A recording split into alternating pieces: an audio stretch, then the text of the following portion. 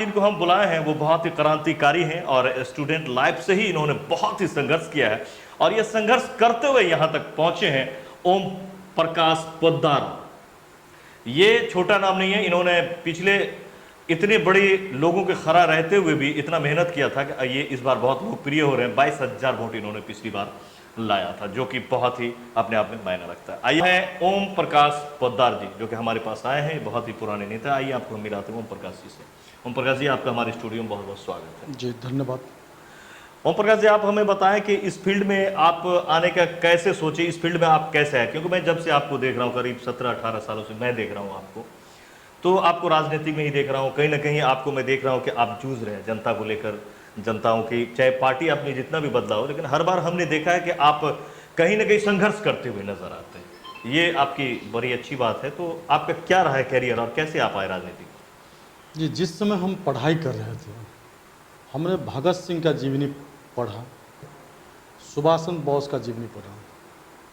हम इन दोनों महान क्रांतिकारी के जीवनी पढ़ के हम इतना प्रभावित हुए कि हमने भी निर्णय लिया कि मैं भी देश की सेवा में लग जाऊं। मैं भी देश के लोकतंत्र के अंतिम पंक्ति में जो बैठने वाले जो गरीब लोग हैं, मैं उनके आंखों का आंसू पोंछूं। मैं वही विचार अपने जेहन में लेकर मैं कॉलेज से अपना कदम बढ़ाया। और ये कितने साल पहले की बात है जब आप कॉलेज में थे? 1990 की बात है। जब से आपने इसको शुरू किया? जी, 1990 की बात है। और हमने उस समय जो स्टूडेंट ऑर्गेनाइजेशन था, SFI, student federation of India, उसका हम एक सदस्य बन गया। और उस दिन से हम SFI को हम फॉलो करते आए। संगठन का जहाँ भी कहीं मीटिंग होता था, कार्यक्रम होता था, हम एक संगठन के एक क्रांतिकारी और एक ईमानदार सिपाही के रूप में हमने काम किया। उन्होंने मुझे एक चेतना दिया, एक ईमानदारी दिया, एक संघर्ष का राह सिखाया, एक पहचान दिलाया मुझे समाज में। तो आपने जो शुरू किया, आप बोले कि आप आंसू पोंछना चाहते थे, तो आपने क्या किया अभी तक लोगों के लिए? आपने क्या किया जब से? हम इस देश के अंदर में जो भूखमरी है, जो बेरोजगारी है, जो पलायनवाद जो चल रहा है, अभी भी देश के अंदर में 80% लोग एक शाम खाना खाता है और एक शाम खाना उसको मिलता ही नहीं है। मैंने उन लोगों के लिए, मैं on the time of student leader, मैं वहाँ से इनकलाब जिंदाबाद हमने किया। और यही कारण था कि जब 1993 में फीस बढ़ोतरी और सीट कटौती, इसका मतलब यह है कि जो पुअर स्टूडेंट था, VC जब फीस बढ़ा दिया तो वो जो गरीब तबका के जो छात्र थे, उनको एडमिशन पे, फॉर्म भरने पे उनको काफ़ी मजबूरी हो रहा था। हम लोगों ने उस व्यवस्था के खिलाफ 1993 में एक बहुत बड़ा संघर्ष किया। मिथिला विश्वविद्यालय का हमने घेराव किया था, प्रदर्शन किया था। हमने VC से मांग किया था कि चूँकि मैक्सिमम स्टूडेंट गरीब परिवार का तबका है, आप जो फीस बढ़ा दिए हैं, सीट को घटा दिए हैं, तो इससे फ़ायदा किसको होगा? जो पूंजीपति वर्ग के छात्र उसको होगा। तो हमने वहाँ से हमने इनकलाब जिंदाबाद किया। उसके बाद वहाँ पे लाठीचार्ज होता है। VC एक मतलब सामंतवादी व्यवस्था के तहत, पूंजीवादी व्यवस्था के तहत हमारे जुलूस पे, हमारे प्रदर्शन पे हमला करता है। और मेरे जैसे 21 छात्र नेता जो कि मधुबनी जिला से, दरभंगा जिला से, समस्तीपुर जिला से, बेगूसराय जिला से थे, हम लोगों को बुरी तरह पीटा भी गया। और उस समय हम लोग 4 महीना लहरियासराय जेल में बंद थे। जेल में भी रहे? जी। तो ये आपने स्टूडेंट के लिए उस जमाने में किया। जी। उसके बाद हमें लगता है कि आप कई पार्टी से होते हुए यहाँ तक आए हैं। तो किस पार्टी में कैसा अनुभव रहा आपका? किस किस पार्टी में आप रहे हैं अभी तक? कितने पार्टियों को आपने छोड़ा पकड़ा? देखिए, सबसे बड़ी बात है कि एक ईमानदार कार्यकर्ता जो होता है, उसको हर पार्टी में लोग लेना चाहता है। लेकिन जब लोग ईमानदारी पूर्वक काम करता है और उनके कार्य का मूल्यांकन नहीं होता है, तो कहीं ना कहीं उसका दिल दुखा जाता है। दिल दुख जाता है। मैं जब लोक जनशक्ति पार्टी में था, हम उसके प्रखंड अध्यक्ष थे। पूरे बिहार में कहीं भी आंदोलन नहीं होता था, हमने झंझारपुर में सैकड़ों बार आंदोलन किया। एक प्रखंड अध्यक्ष के बाद हमने जिला उपाध्यक्ष का भी पद ग्रहण किया। उसी समय महेशपुरा वाला कांड हुआ। महेशपुरा वाला कांड का मतलब है कि महेशपुरा गांव जो झंझारपुर प्रखंड में पड़ता है जी, उसमें विनोद महतो नाम के लड़का को पुलिस प्रशासन के द्वारा उसकी हत्या कर दिया जाता है। यह बात पूरे गांव में, कई गांव में जो है सो फैल जाता है। पुलिसिया जुल्म के खिलाफ एक बहुत बड़ा आंदोलन होता है, जिस आंदोलन का मैं भी एक हिस्सेदार था। और स्थानीय झंझारपुर मार्केट में जो राम चौक है, वहाँ पे लाश को रख के प्रदर्शन किया जाता है। उस प्रदर्शन में भी हम अगुवाई थे और हम प्रशासन से मांग कर रहे थे कि जो थाना प्रभारी इस तरह की हरकतें किया है, सबसे पहले उसका स्थानांतरण किया जाए, मृतक को मुआवजा दिया जाए। मेरा जो एक सिस्टमेटिक मांग होना चाहिए वो हमने वही मांग किया। और मेरे मांग को मैं नाम नहीं लेना चाहता हूँ, वो भी मैदान में है। उस समय वो ग्रामीण विकास मंत्री हुआ करते थे और कहीं न कहीं लोकल पॉलिटिक्स के इशारे पर हमारे जैसे बैकवर्ड कम्युनिटी के लीडर को बुरी तरह पीटा गया और उसमें झूठा मुकदमा हम लोगों के ऊपर, मेरे जैसे 78 लोगों पर, जिसमें कि हिंदू मुस्लिम सभी मतलब सभी वर्ग के लोग थे, 78 लोगों को बुरी तरह पीटा गया, उसको जेल में बंद कर दिया गया। और हम इसी झंझारपुर जेल में उस पुलिसिया जुल्म के भी खिलाफ हम 4 महीना इस झंझारपुर जेल में थे। फिर तीसरी बार भी आपको जेल जाना पड़ा किसी कारण से? तीसरी बार तो हम इससे पहले 2004 में भी स्टूडेंट पॉलिटिक्स में ही हमको दरभंगा जेल जाना पड़ा। 3 बार हमने जेल यात्रा, राजनीतिक जेल यात्रा के। चलिए, तो मेरा अपना व्यक्तिगत किसी से कोई मुकदमा नहीं। आज तक हम अगर जेल गए तो राजनीतिक आंदोलन के तहत, देश के चलते, एक सही व्यवस्था का निर्माण करने के चलते, एक भ्रष्टाचार को मिटाने के चलते हम जेल यात्रा गए। चलिए, ये क्रांतिकारिता तो आपको दिख रहा है। आपने एक बात कहा है और लोगों को भी आप कह रहे हैं कि आपके पास कुछ ऐसा सिस्टम है और एक प्रोजेक्ट है जिसके तहत आप जिला का दर्जा दिला देंगे। ये आप लगातार कहते हैं, ये क्या फंड है? निश्चित रूप से ये क्या फंड है, क्या आपके पास? जो विद्यार्थी गणित खूब बनाया होगा वही विद्यार्थी मास्टर साहब को चैलेंज देगा कि मास्टर साहब जहां से जौन सा सवाल पूछना है पूछ के मैं बना दूंगा। भाई साहब, हमने 20 साल तक झंझारपुर को जिला बनाने के लिए छोटा छोटा नुक्कड़ सभा से लेकर बड़ा बड़ा मैंने प्रदर्शन तक किया। मैं झंझारपुर बंद का भी आह्वान किया, जिसमें झंझारपुर के हजारों नागरिकों ने हमारे बंद का समर्थन किया। हमने बड़ी बड़ी घेराव किया, प्रदर्शन किया। और हमको लगता, मैं एक सिंगल पर्सन हूँ जो झंझारपुर को जिला बनाने के सवाल पर मेरे ऊपर 2015 में अनुमंडल पदाधिकारी मुकदमा भी किया हुआ है, जिस मुकदमा में अभी मैं जमानत पर बाहर में हूँ। मुझे दर्द है। मैं सोते झंझारपुर जिला, उड़ते झंझारपुर जिला, मेरे शरीर के एक एक खून के कतरा में झंझारपुर जिला बनाने का सपना मुझे दौड़ रहा है। और मैं ये कह रहा हूँ आपके स्टूडियो के माध्यम से, हम झंझारपुर के 3,16,000 मतदाताओं को मैं कहना चाहता हूँ, मैं 20 साल तक सड़क पे संघर्ष किया हूँ। पिछली दफा हम लोकसभा का स्वतंत्र उम्मीदवार के रूप में हम चुनाव लड़े थे। 22,000 लोगों का हमें मत प्राप्त हुआ।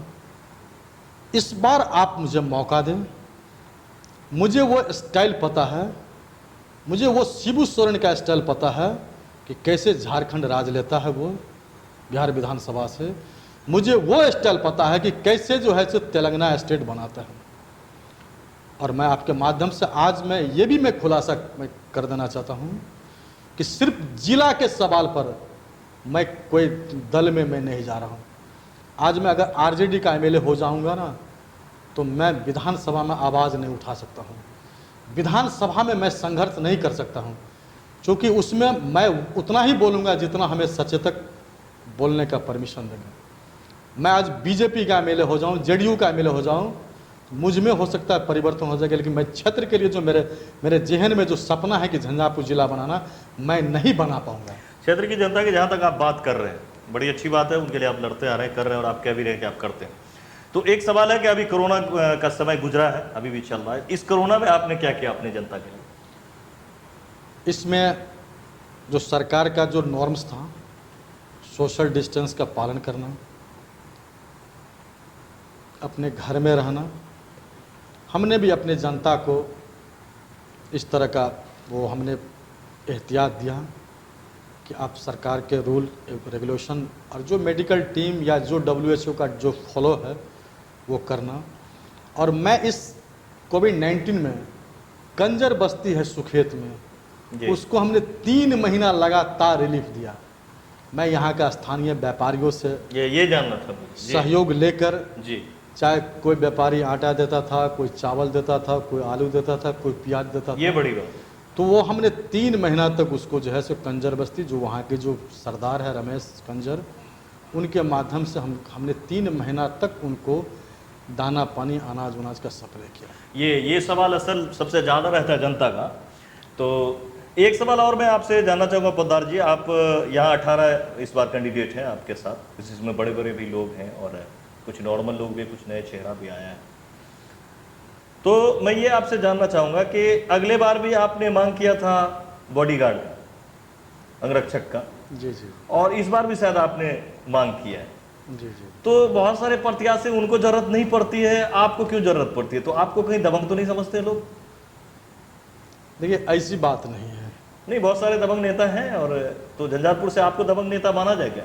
चूँकि देखिए होता है क्या, जब लोग ज़मीन पे संघर्ष करता है ना, तो उसकी पहचान एक थोड़ी रहती है, थोड़ा दूर तक रहता है। बड़े बड़े लोगों को उस वैसे नेताओं से खतरा नहीं होता है, लेकिन जब संघर्ष थोड़ा हाई हो जाता है ना, तो जो लोग मौका परस्ती लोग हैं उनको खतरा हो जाता है। आज मैं ये नहीं समझता हूँ कि हमको किससे खतरा है। हम अपना वो इशू देख रहे हैं, अपना हम मिशन देख रहे हैं। चूँकि क्षेत्र में कुछ सिरफिरे लोग हैं, कुछ सोची समझी राजनीतिक कार्यकर्ता है, जो कभी हमारे गाड़ी पे हमला कर देता है, जो अच्छा, आप पे हमला हो चुका है? जी, जो वो कभी कभार मेरे से उल्टा सीधा सवाल किसी इशारे पर, मैं जानता हूं कि उसकी उतनी तो हैसियत इसके लिए नहीं, प्रशासन भी तो है। इसीलिए तो मैं मांग रहा हूं। अभी सवाल है कि हम लोगों से वोट मांगे कि हम उसको सवाल का जवाब दें। चूँकि वक्त कम है, 3 लाख लोगों के बीच में मुझे जाना है, इसीलिए मुझे अंगरक्षा का जरूरत है, ताकि मैं सेफ रहूं और लोगों के बीच में मेरा जो अच्छा, आपके पास प्रोस्पेक्टस में एक तो है जिला आप बनाएंगे आप, और क्या है आपके पास? जैसे अभी बहुत सारा जो है आप देख रहे हैं कि लोग छोड़ छोड़ के परदेश यहाँ आ गए, बेरोजगारी भी बहुत बढ़ गई है, और भी समस्या है, तो और भी क्या है आपके पास इसके अलावा? देखिए, हमारे झंझारपुर में 30 साल से पेपर मिल का ज़मीन इनक्रोच है। पेपर मिल का करोड़ों का सामान मशीन वहाँ रखा जी, अभी भी दिख रहा है, जंग लग जो गया। अभी भी दिख रहा है, जो बिहार के पूर्व मुख्यमंत्री के नेतृत्व में वहाँ हुआ था। जी। तो मेरा वही सवाल है, ज़रूरी नहीं है कि किसी उसका ही बेटा करे, समाज का कोई भी लड़का समाज का कोई भी लड़का उद्धार कर सकता है। उद्धार कर सकते मेरा वो जहन है। अगर मैं विधायक बनता हूँ तो सबसे पहले तो 6 महीना के अंदर मैं जिला बना दूंगा। क्योंकि सदन में मैं 2 प्रस्ताव लाऊंगा। एक ध्यानाकर्षण प्रस्ताव लाऊंगा, जिसमें हम सदन को अपने आइडियोलॉजी से मैं साबित करूंगा कि why not you will create Jhanjharpur district. Jhanjharpur fulfil all the category for Yes. Jhanjharpur district after then why not. तो वो सदन में हमारा कई दिनों तक बहस होगा सरकार से, सदन के जो सभापति रहेंगे उनसे, और उनसे मैं आग्रह करूंगा कि जो मैं दस्तावेज पेश कर रहा हूँ 150 पेज का, या जो मैं कहूँगा आपसे, उसके लिए आप एक 3 मैन कमेटी या 5 मैन कमेटी से सर्वे करवा लीजिए कि झंझारपुर जिला बनने लायक है या नहीं है। चलिए, अब मैं आपसे एक सवाल करना चाहूँगा। आपके फैमिली का पहले से भी कोई राजनीतिक कैरियर रहा है या फिर? कोई नहीं। कोई नहीं। मेरे पिताजी वैद्य साहब थे, उसके बाद वो शिक्षक बने। मेरे दादाजी बहुत बड़े वैद्य थे, पिताजी में वो क्वालिटी था वैद्य का। जी जी। और मेरे नाना जी स्वतंत्रता सेनानी थे। और बस सुभाष चंद्र जी का जीवनी जिस दिन से मैंने पढ़ा, भगत सिंह का जीवनी जिस दिन से पढ़ा, तो मेरा पॉलिटिकल ग्राउंड नहीं रहने के बावजूद भी उनका आइडियोलॉजी मेरे दिमाग पर आज तक भी है। और उनका भी वही नारा था, जब मेरा मुल्क आज़ाद होगा तो हर खेत को पानी और हर हाथ को काम मिलेगा। आज भी हम उसी फॉर्मूला पे जो है जो संघर्ष करते आ रहे हैं। इस देश में अगर गरीब भी है, हमारा आर्टिकल 14 कह रहा है, हमारा आर्टिकल 19 कह रहा है, there will be no difference between economical highly soundly and economical weekend soundly.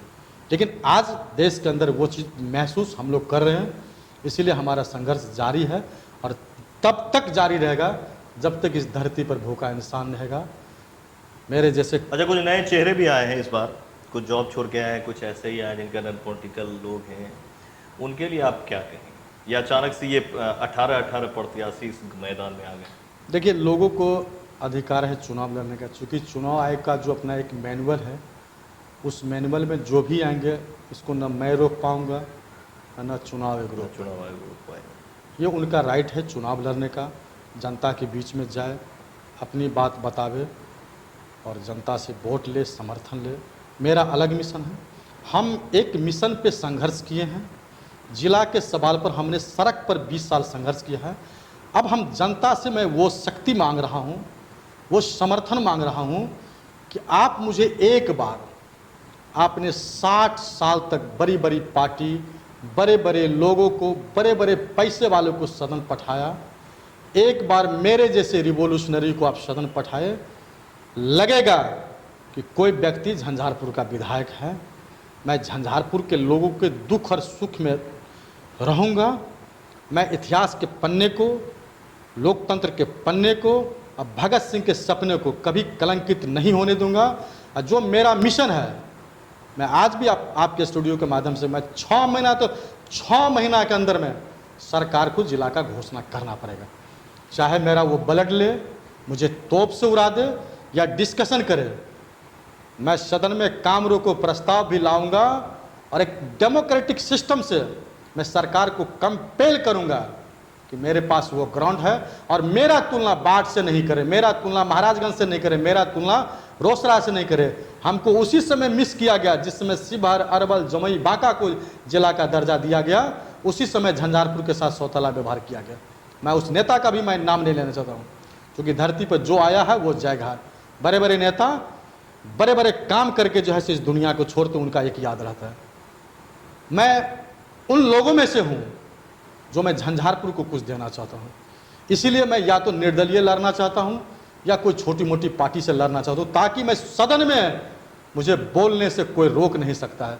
न तेजस्वी रोक सकता है, न नीतीश कुमार जी रोके, न सुशील मोदी जी हमको रोक सकते। मेरा मालिक झंझारपुर के मतदाता रहेगा, झंझारपुर के लोग रहेगा। और यही सिर्फ जिला के चलते मैं कोई ब्रांडेड पार्टी में नहीं जा रहा हूँ। तो ये ओम प्रकाश पोद्दार जी हैं और आपने देखा बहुत ही क्रांतिकारी नेता हैं। इनके बातों से आपको लगा होगा, इनके जोश से लगा होगा और इनके काम से भी लगा होगा। तो ये पूरी तरह से आश्वस्त हैं कि अगर हम जीतते हैं तो जिला का दर्जा दिला कर रहेंगे।